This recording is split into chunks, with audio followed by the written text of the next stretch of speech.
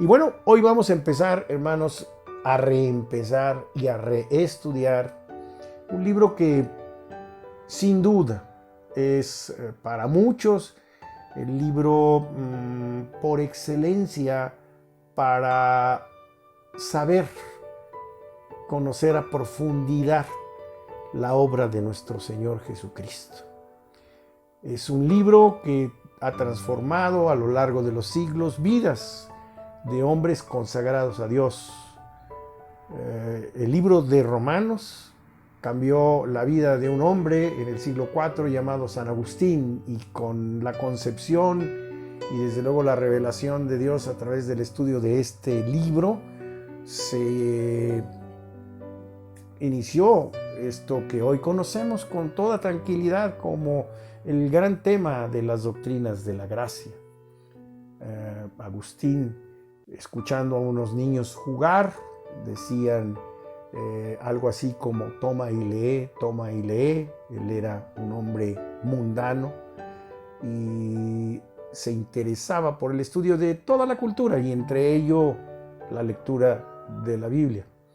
Entonces, él, al escuchar este juego de niños, abrió la Biblia y se encontró con Romanos, en donde justamente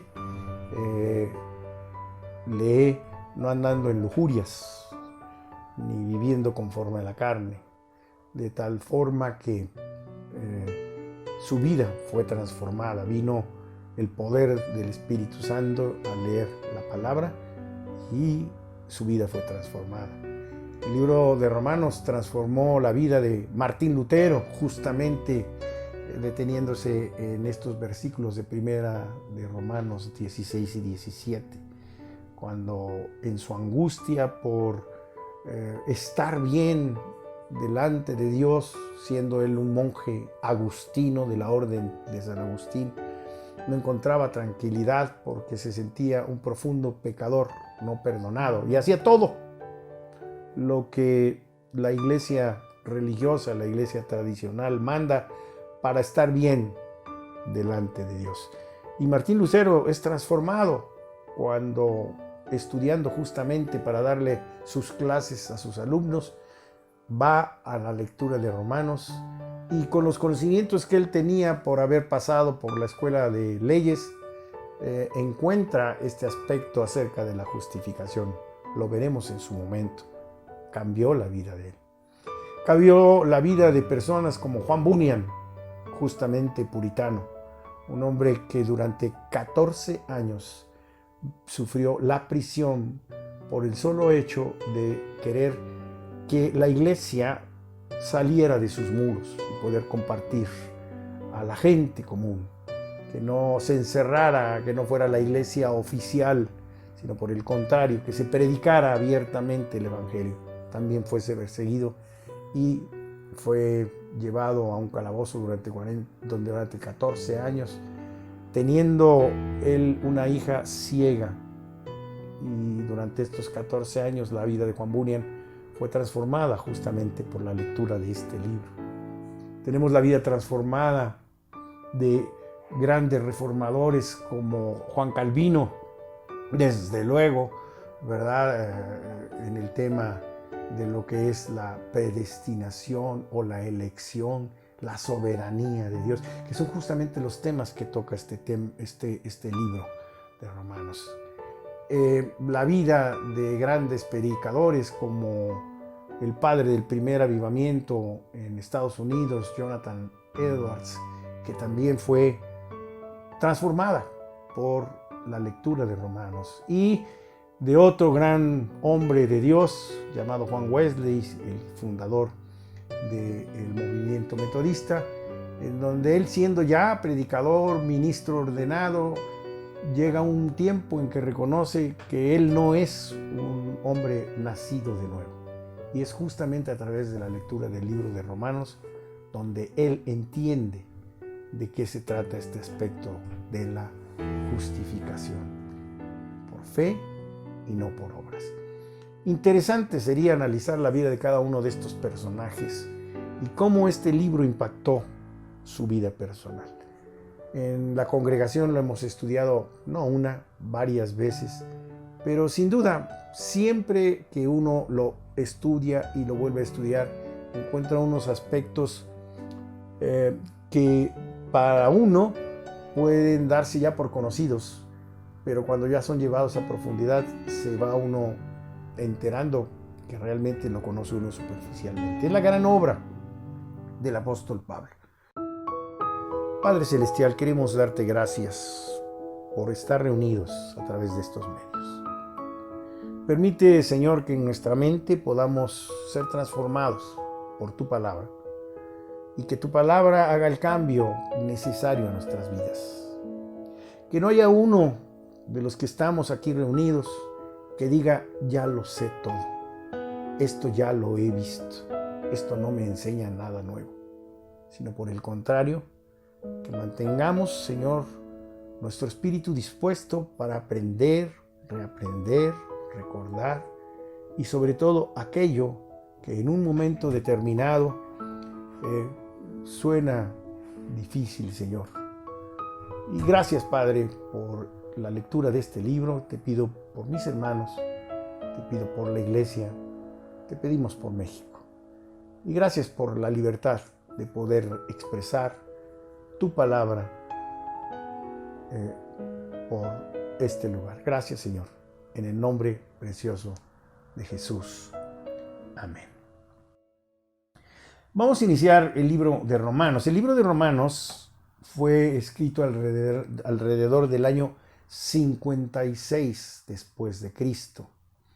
Se habla que en la tercera gira misionera del apóstol Pablo pasa 3 meses en lo que se conoce como Grecia, específicamente Corinto, y desde ahí le escribe a los romanos, siempre bajo la perspectiva de lo que había ya pasado la iglesia por lo que se conoce como la crisis de Galacia, de los Gálatas, crisis a la cual le debemos el escrito de los Gálatas. Los Gálatas era un grupo de creyentes cristianos que, habiendo empezado a vivir y a saber de la buena y sana doctrina, es contaminado por un grupo de judaizantes cristianos que vienen otra vez insistiendo en que para ser salvo había necesidad de cumplir con algunos aspectos de la ley del Antiguo Testamento, entre ellos la circuncisión y desde luego algunas leyes alimenticias y algunas leyes de guardar los días, las fiestas.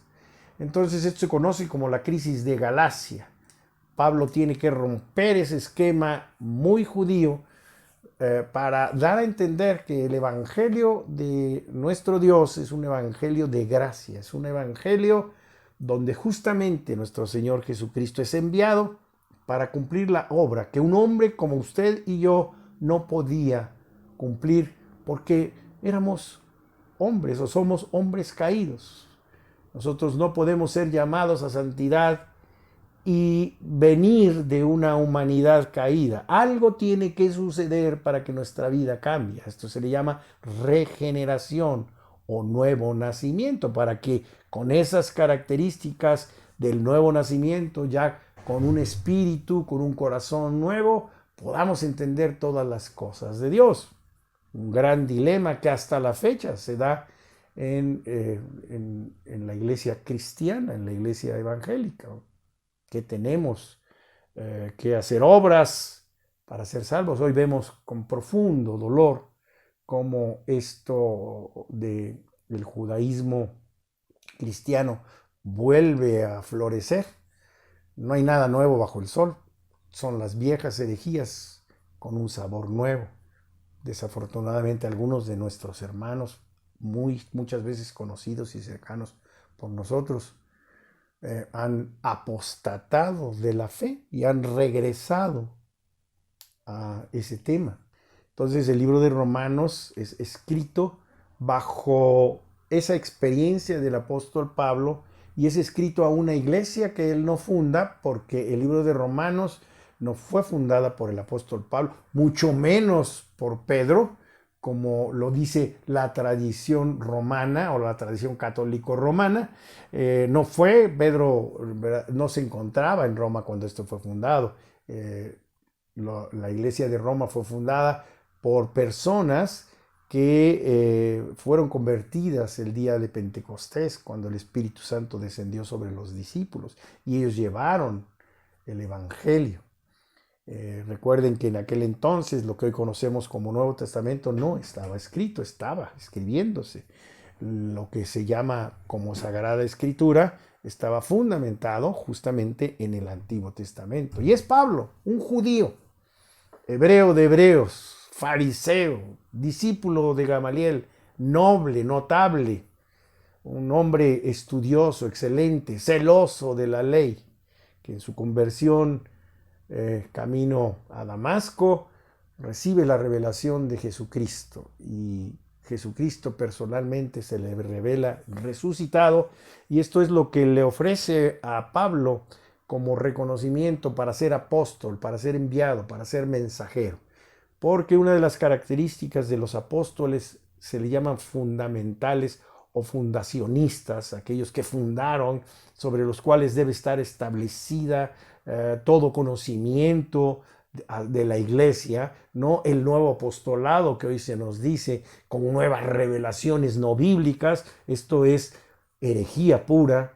Ojo, hoy hay muchas personas que se ponen título de apóstoles, pero no son apóstoles, simplemente son personas que con una imaginación muy grande y que le dan una transformación a una nueva revelación, y bueno, muchas revelaciones antibíblicas que han hecho que surja una gran corriente en el cristianismo evangélico, y que desafortunadamente genera confusión y genera la desviación de la sana doctrina. Los apóstoles fundamentales son aquellos apóstoles que vieron y fueron testigos de la resurrección de Cristo. A Pablo siempre se le dijo es que él no conoció personalmente a Cristo, pero Pablo revela en sus libros, en sus escritos, que justamente Jesucristo se le revela resucitado, y él es el que le muestra en ese bagaje, por decirlo, cultural, religioso de Pablo, le muestra con la Sagrada Escritura, con el Antiguo Testamento, la verdad que Jesucristo vino a revelarnos. Entonces, esto es impresionante, porque habla del poder de Dios, de cómo Dios transforma la vida de hombres, como el mismo apóstol Pablo, que conoce el libro el Evangelio de nuestro Señor Jesucristo. Vamos a leer los primeros versículos del libro de Romanos para terminar nuestra primera plática. La plática de hoy. Estamos viviendo en el año 56 después de Cristo. Pablo no conoce a los romanos. Los romanos era una iglesia mixta. Estaba formada por tanto griegos o gentiles como por judíos. Entonces, al no conocerles, Pablo se presenta a ellos justamente argumentando lo que yo les comenté anteriormente, porque es apóstol, y presentándose él o sus cartas credenciales, y expone el evangelio que él viene predicando, evangelio que le fue revelado por nuestro Señor Jesucristo. De tal manera que Romanos es la gran exposición del evangelio. Si pudiésemos hablar de una obra sistemática, cuando hablamos de sistemática es porque va a tocar varios temas de nuestra salvación, por eso el interés de conocer Romanos, varios temas, es un sistema. Nuestro cuerpo está formado por sistemas, el sistema sanguíneo, el sistema respiratorio, el sistema digestivo. Bueno, nuestra salvación también tiene sistemas. Es decir, ¿cómo empieza? ¿Dónde empieza nuestra salvación? ¿Dónde termina nuestra salvación? ¿Qué hay de la obra de Cristo? Y entonces se convierte en la obra sistemática, por decirlo así, por excelencia, del Evangelio de nuestro Señor Jesucristo. De ahí que justamente todos estos hombres que mencionamos en un principio fueron transformados en su vida por la lectura y el estudio de este libro. Año 56 aproximadamente después de Cristo. Y recordemos que el apóstol Pablo conoce Roma, pero bajo otras circunstancias. No es quizá él tiene la voluntad de ir a Roma, pero la realidad es que es aprendido y es llevado en cárcel a Roma, y así es como llega a Roma a compartir su evangelio. Pero esta carta es escrita como una presentación del evangelio de nuestro Señor Jesucristo. Y vamos a leer los primeros 7 versículos en esta clase y vamos a analizar lo más rápido, lo más concreto en 2 aspectos. Pablo dice: siervo de Jesucristo, llamado a ser apóstol, apartado para el evangelio de Dios, que él había prometido antes por sus profetas en las santas escrituras, acerca de su Hijo, nuestro Señor Jesucristo, que era del linaje de David según la carne, que fue declarado Hijo de Dios con poder según el Espíritu de sanidad por la resurrección de entre los muertos, y por quien recibimos la gracia y el apostolado para la obediencia a la fe en todas las naciones por amor de su nombre, entre los cuales están también ustedes, llamados a ser de Jesucristo. A todos los que están en Roma, amados de Dios, llamados a ser santos, gracia y paz a vosotros de Dios nuestro Padre y de nuestro Señor Jesucristo. Personalicemos esto y hagámoslo como algo que llega a nosotros como personas y como mexicanos, sobre todo en estos últimos versículos. Es un evangelio dirigido a todos los que son llamados a ser de Jesucristo. Usted y yo fuimos llamados. A lo largo de la carta del apóstol Pedro, del apóstol Pablo, en el libro de Romanos, vamos a entender qué es este llamamiento, en qué consiste esto que forma parte de las doctrinas de la gracia, ¿verdad? ¿Qué es el llamamiento? Sobre todo aquello que se conoce como el llamamiento eficaz. Dios llama a toda la humanidad, pero algunos específicamente como usted y como yo, tienen un llamamiento eficaz. Hay un llamamiento general, pero hay un llamamiento particular que es eficiente. Esos que van a responder. No todo aquel que le dice Señor, Señor es hijo de Dios, sino solo aquellos que creen en su nombre y que hacen las obras que Él ha encomendado. De tal forma que usted y yo, si estamos perseverando, y esto en estos tiempos vamos a ser testigos de quienes perseveran y quienes no. Un comentario anexo a todo lo que hemos dicho es que justamente ahora, ante la nueva apertura de las iglesias, se observa que la asistencia de ciertas personas, principalmente entre el grupo de jóvenes, ha bajado. Todavía no se animan a reintegrarse al cuerpo de Cristo ahora con la nueva normalidad. La pregunta es: ¿todos los que nos reuníamos en realidad hemos sido llamados eficazmente? Pablo les dice a los romanos: ustedes fueron llamados a ser de Jesucristo. En su momento lo iremos viendo, pero lo quiero dejar ahí como un primer punto de reflexión. En estos primeros 7 versículos es la presentación, la carta de presentación del apóstol Pablo a una iglesia que él no fundó. Una iglesia que lo conoce de oídas, él conoce de oídas por mensajes. Es una iglesia testimonial. Dice aquí: Pablo, siervo de Jesucristo, llamado a ser apóstol, Y dice esta palabra: apartado para el evangelio de Dios. Él defiende este punto que lo hace en todas sus cartas. Él es una persona que ha sido apartado. La palabra hagios, que se traduce en muchas de nuestras versiones como santo. Somos apartados de Dios. Este aspecto de la santidad que desde luego es suma de virtudes a través de la obra del Espíritu Santo en nuestras vidas, pero que especifica una posición especial. Usted y yo hemos sido apartados para el evangelio de Dios. Pablo lo fue en una forma especial y él se presenta a ellos. Es apóstol porque fue justamente apartado para el evangelio de Dios. Dice que él nuestro Dios había prometido antes por sus profetas en las Santas Escrituras. Y acerca de su Hijo, nuestro Señor Jesucristo, que es del linaje de David según la carne. Observen aquí que dice, y lo vamos a contrastar con el versículo 4.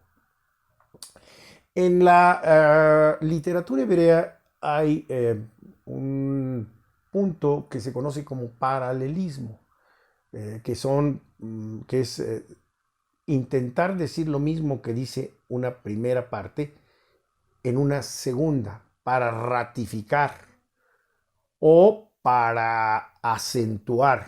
Y yo quiero que observen este paralelismo, que se conoce como paralelismo antitético. Parece que dice lo contrario, pero habla acerca de la misma persona. Y esto es acerca de nuestro Señor Jesucristo. Dice así, acerca de su Hijo, versículo 3, nuestro Señor Jesucristo, que era del linaje de David según la carne. ¿Qué quiere decir esto? Jesucristo es un verdadero hombre. Recuerden que en los primeros tiempos hubo una gran discusión que fue resuelta entre que si Jesucristo había sido un espíritu, que si Jesucristo era un semidios, que si Jesucristo fue un hombre que Dios le dio el título, etcétera, etcétera, pero no se identificaba a Jesucristo como verdadero Dios y como verdadero hombre. Entonces Pablo tiene que presentar a nuestro Señor Jesucristo. Y dice, según la carne, nuestro Señor Jesucristo era del linaje de David. Pero vea usted lo que dice el versículo 4, el paralelismo antitético, que dice, fue declarado Hijo de Dios con poder según el Espíritu de Santidad. Ya no es según la carne, sino ¿quién? Según el Espíritu de Santidad por la resurrección de entre los muertos. ¿Cuál fue la gran señal que confirmó el mesianismo de Jesús? La procedencia de Jesús, el que se le llamara no solo Hijo del Hombre, sino Hijo de Dios. ¿Cómo podemos nosotros como cristianos decir que estamos en la verdad y que estamos siguiendo la verdad si no entendemos que servimos a un Dios que se hizo carne, que habitó entre nosotros, que fue a la cruz para pagar tus pecados, los míos, y resucitó por medio del poder del Espíritu Santo y fue colocado para estar a la diestra del Padre? Dice aquí la palabra claramente, fue declarado Hijo de Dios con poder, según el Espíritu de Santidad, por la resurrección de los muertos. La gran señal del Mesías, la resurrección. Aquello que Jesús decía, era la señal del profeta Jonás. Esa es la gran señal. Nuestro Señor Jesucristo, sin duda, todo su ministerio fue de señales y milagros que expresaban, por un lado, sí, que nuestro Señor era humano, pero por otro lado, que nuestro Señor era divino. Él con su sola palabra podía calmar los vientos, podía cambiar la naturaleza de las cosas, transformar el agua en vino, por su capacidad divina, pero por su capacidad humana tenía hambre después de salir al desierto, por su virtud humana, ¿verdad? Sufrió la traición de sus amigos, la soledad y todo aquello que conocemos de la humanidad de nuestro Señor Jesucristo. Y entonces, en pocas palabras, lo que nos está diciendo el apóstol Pablo es, este es el Evangelio de Dios. Jesucristo es enviado, buenas nuevas, es enviado procediendo de la carne, como tú, como yo, pero también siendo declarado Hijo de Dios por el Espíritu Santo y la resurrección de los muertos. La gran señal del mesianismo de Jesús. Y aquí lo dice claramente, de quien recibimos, por quien recibimos la gracia y el apostolado. ¿Para qué recibimos la gracia? Usted y yo somos hijos de la gracia de Dios. Somos salvos por la gracia de Dios, porque a Dios le plació regalarnos dones, todos los dones de estos hombres de Dios y de ti y de mí, que podemos atribuírselos a la divinidad, a nuestro Dios, son las formas como Dios expresa su gracia. Cuando tú y yo valoramos la gracia de Dios, nuestras vidas se transforman. Yo podría darles muchos testimonios de cómo mi vida cambió, mi vida cristiana cambió cuando entendí perfectamente la gracia de Dios en mi vida, porque durante mucho tiempo viví como buena parte de cristianos, haciendo, y no deteniéndome a pensar en lo que Cristo ya hizo para mí. Cuando empecé a entender esa gracia de Dios, mi vida cristiana cambió. Y el apóstol Pablo lo menciona para él, ¿verdad? Dice, de él recibimos la gracia para él y el apostolado, para la obediencia a la fe en todas las naciones por amor de su nombre, entre los cuales estabais ustedes, llamados a ser de Jesucristo. Él acude a Roma o quiere acudir a Roma porque él tenía la necesidad motivada por Dios de compartir esa sed que tú y yo debemos de tener, de que todo mundo conozca a Jesucristo, que sepa que hay un Dios Salvador. Estas temporadas que estamos viviendo son propicias, hay mucho dolor, hay mucho sufrimiento, hay mucha angustia, hay mucha ansiedad, hay mucha depresión. Y es el tiempo de que sepan que hay un Dios fuerte que nos sostiene de sus manos. Sin duda, tú y yo estamos luchando con esto que mencioné, sin duda. Yo creo que no hay ninguno de los que estamos escuchando esta plática que no hayamos pasado por este punto. Pero sabemos que hay un Dios que nos tiene sostenido en el hueco de la mano. Y tú y yo tenemos que sentir esa necesidad. Pablo tiene una necesidad porque dice en el versículo, ¿verdad?, que recibió el apostolado de gracia para la obediencia de la fe en todas las naciones. Tú y yo tenemos esa responsabilidad. Compartamos la fe, entre los cuales están ustedes también llamados a ser de Jesucristo. Particularísimo. Usted y yo hemos sido llamados a ser de Jesucristo. Recibimos de Pablo, por el Espíritu Santo, su palabra, el Evangelio. La palabra Evangelio, con esto termino esta intervención de hoy. La palabra Evangelio viene de una figura que era del griego evangelión. El evangelión era un emisario. Cuando las naciones entraban en guerra con otra nación, obviamente no existían los medios de comunicación de hoy. Obviamente la gente se quedaba esperando la noticia de si habían ganado la guerra o la habían perdido o qué estaba pasando.